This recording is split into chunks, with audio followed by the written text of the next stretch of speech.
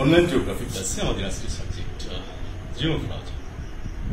Students, তোমরা যারা honours third year এবং এমএসসি পার্ট 1 এর শিক্ষার্থী রয়েছে তাদের জন্য এই ক্লাসটি মুখ্যভাবে ক্লাসটি, আর এছাড়াও অন্যান্য স্টুডেন্ট যারা ইয়ারে রয়েছে তারা এই ক্লাসটি করতে পারে। জিওগ্রাফি আমাদের আজকের খেয়াল করো স্টুডেন্টস, এর আগের ক্লাসে মানে ঠিক এই জিওগ্রাফি ক্লাসে আরেকটি ক্লাস আমরা আগে নিয়েছিলাম, সেখানে আমরা একটি টপিক কভার করেছি, অরিজিন অ্যান্ড ডেভেলপমেন্ট অফ নদীর উৎপত্তি এবং তারই ধারাবাহিকতায় কনসিকিউটিভ আরেকটি ক্লাস, সেটি হচ্ছে একটি নদী তার উৎস থেকে পতিত মুখ পর্যন্ত তার চলতি পথে সে যেখান থেকে ইনিশিয়েট করে, যেখান থেকে তার যাত্রা শুরু হয় এবং যেখানে গিয়ে তার গন্তব্য শেষ হয়, এই যে পথ পরিক্রমায় এর মধ্যে সে আসলে কি কি কাজ করে এবং তার কৃত কর্মের ফলে কিছু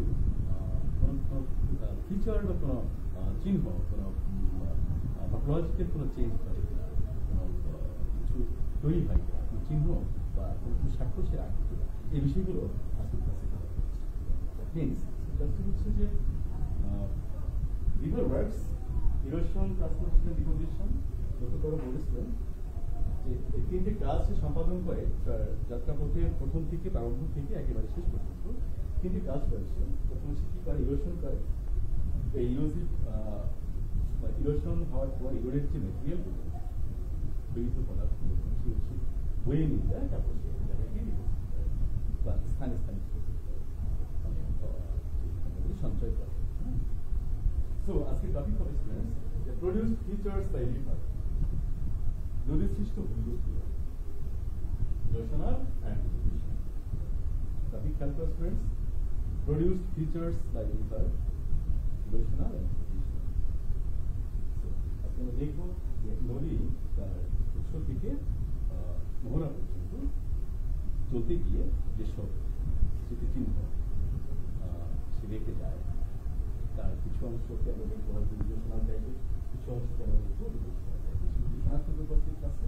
এবং শনাক্ত করার ঠিক আগে একটু দেখতে চাই যে আসলে এই কাজগুলো করতে গিয়ে ইরোশন আর ডিপোজিশন হোয়াটএভার বা ট্রান্সপোর্টেশন, এই কাজের পেছনে আরো কোনো নিয়ামক কাজ করে কিনা, মানে একই রকম কিনা, মানে একটি নদী যেমন হয় আরেকটি নদী কাজ ঠিক তেমন কিনা।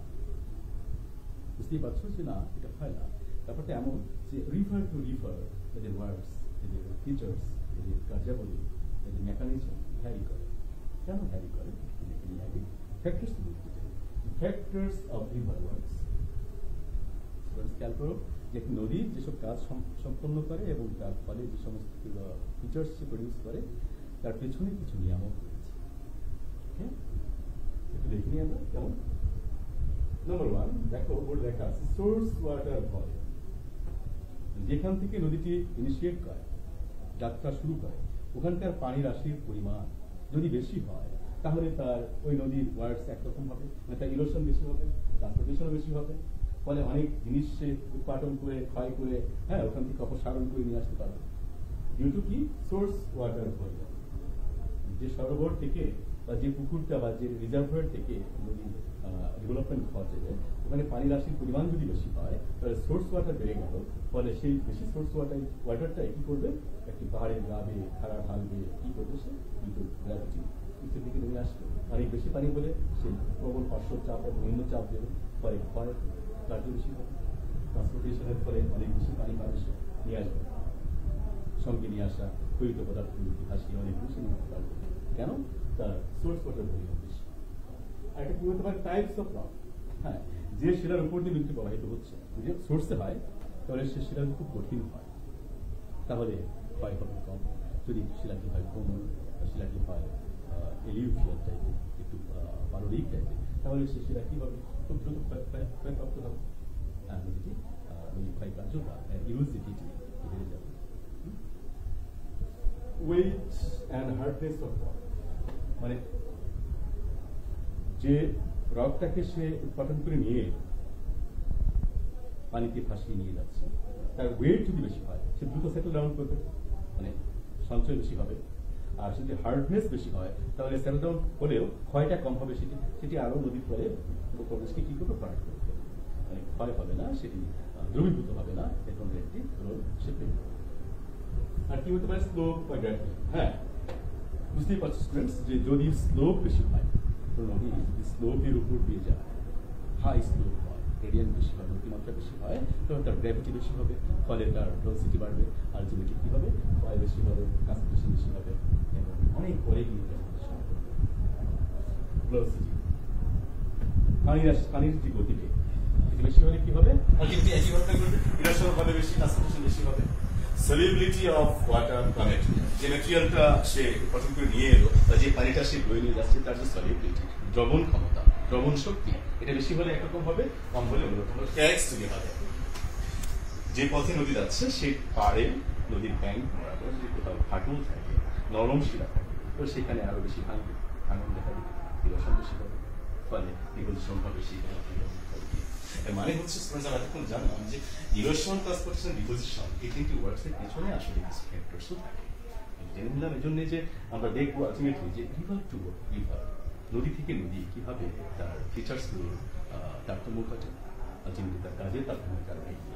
ওকে, সো স্টুডেন্টস এখন দেখতে চাই যে একটি নদীর কাজগুলোকে আমরা প্রধান কয়টা ভাগে ভাগ করতে পারি। সরি, একটি নদীর বলছি আবার, একটি নদীর কাজ নয়, এখন দেখছি ফিচার্স গুলোকে, যে ফিচার্স গুলো সে চলতি পথে তৈরি করে সেগুলোকে দুটি প্রধান ভাগে আমরা ভাগ করতে পারি।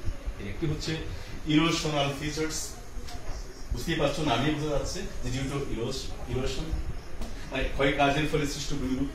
আরেকটি হচ্ছে ডিপোজিশনাল ফিচার্স, মানে সঞ্চয় কাজের ফলে সৃষ্ট বিরূপ।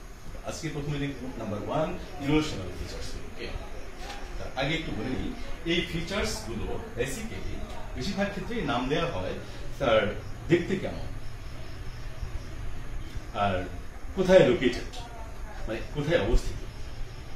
এমন হয়, তোমরা জানো যে প্রথম ক্লাসে দেখেছিলে যে নদী তার চলতি পথে 3টা স্টেজ পার পেয়ে তারপর সে পরিণত হয়। তাই একটি হচ্ছে ইয়থ স্টেজ বা যৌবন অবস্থা, অন্যটি হচ্ছে ম্যাচিউর স্টেজ বা পরিণত অবস্থা, হচ্ছে ওল্ডার স্টেজ বা বার্ধক্য অবস্থা। তো 3 স্টেজে 3 রকমের ভেলোসিটি কাজ করে, 3 স্টেজে 3 রকমের কি বলবো যে ওয়াটার ভলিউম সে পায়, 3 স্টেজে 3 রকমের উইডথ সে মেনটেন করে।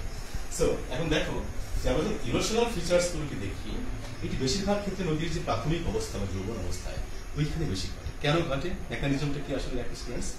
ইরোশনের পেছনে কাজ করে হচ্ছে হাই গ্র্যাভিটি, উচ্চ মাধ্যাকর্ষণ শক্তি, যার ফলে নদী যখন খাড়া ঢাল দিয়ে নিচের দিকে নামে, পানি যদি উৎসমুখী পানি যদি বেশি হয়, সেই পানিটা খাড়াভাবে যখন নিচের দিকে নামে তখন প্রবল পার্শ্ব এবং নিম্ন চাপের ফলে আশেপাশের পদার্থগুলো কি করে, টেনে ছেঁচড়ে কিংবা আঁচড়ে নিচের দিকে নামিয়ে নিয়ে আসতে চায়।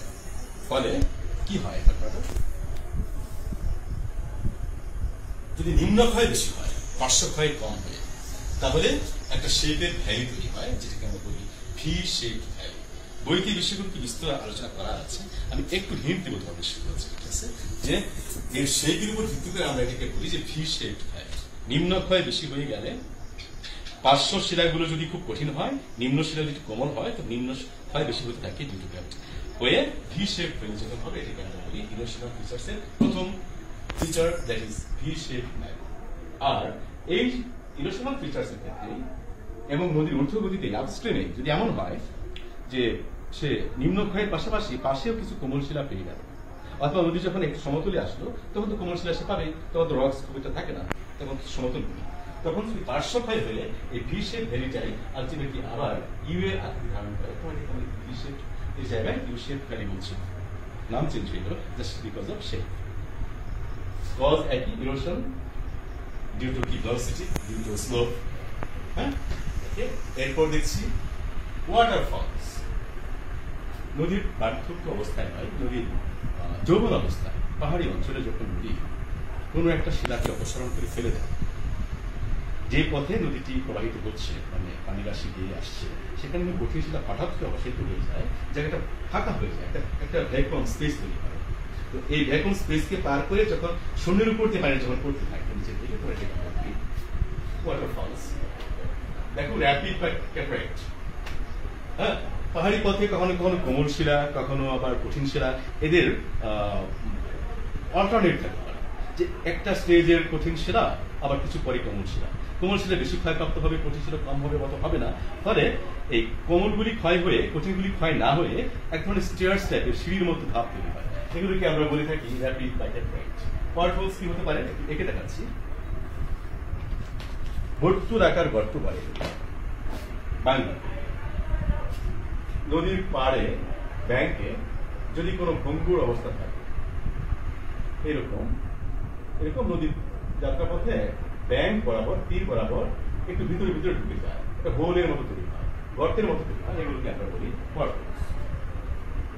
ন্যাচারাল ব্রিজ তৈরি হতে পারে।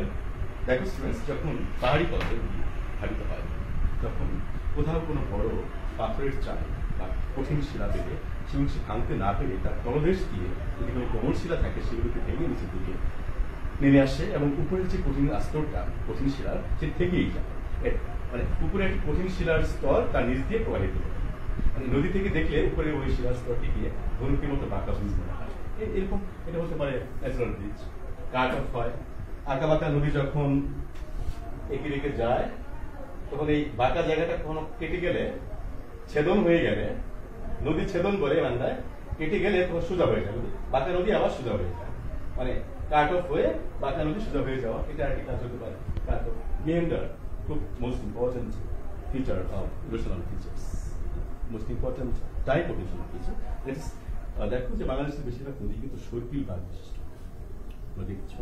এটা হয় নদীর স্বাভাবিক যে খেলা, নদীর এপাড়া ভাঙে ওপাড়ে করে, এটা হচ্ছে নদীর খেলা।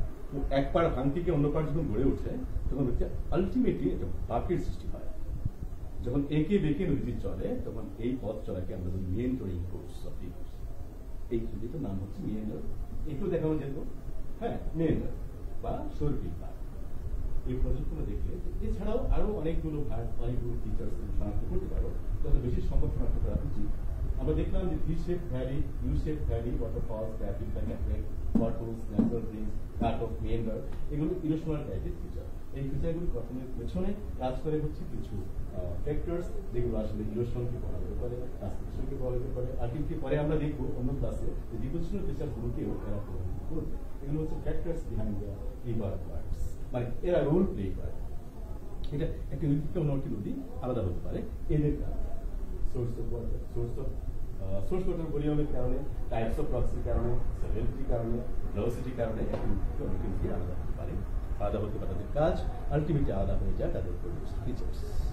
আজকের ক্লাসে তোমরা দেখলে যে ইরোশনাল ফিচার্স কি কি রকমের, কি কি টাইপের হতে পারে, তার অন্তত তোমরা শনাক্ত করলে তোমাদের বইতে আরো অনেক ফিচার্স তোমরা পাবে, সেগুলো তোমরা বোঝার চেষ্টা করো মেকানিজমটা কি হতে পারে।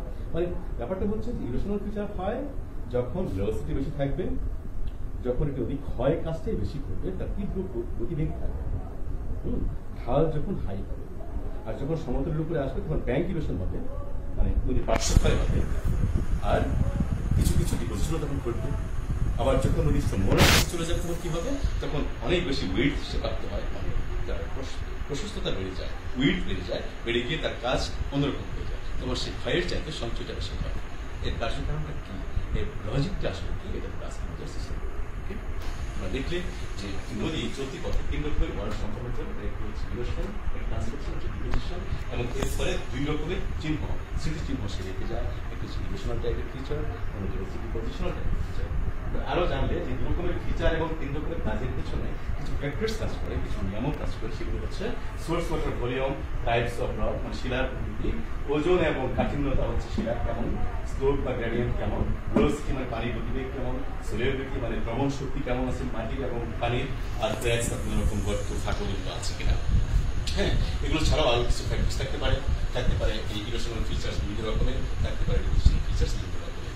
এই ক্লাসের মধ্যে দিয়ে তোমরা জানলে একটি নদী তার উৎপত্তিস্থল থেকে শুরু করে উৎসস্থলে চলতে গিয়ে আসলে আলটিমেটলি কিছু স্মৃতি চিহ্ন, কিছু কাজ সমাধান করে।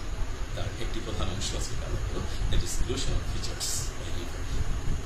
জানলে আমরা আগামী ক্লাসে চেষ্টা করবো ডিপোজিশনাল ফিচার্স এবং সেগুলো কেন হয়, তার মেকানিজমগুলো কি কি, তার কিছু প্রধান অংশ আছে, যেমন আছে ডেল্টাকে দেখা ফাইল ভিডিও, এলুভিয়াল ফ্যান, এই বিষয়গুলোকে তার এক পর্যন্ত ভালো থাকবো এবং বাসায় থাকবো সাবধান। তার পুষ্টি শিখন প্রক্রিয়া। Alright, friends?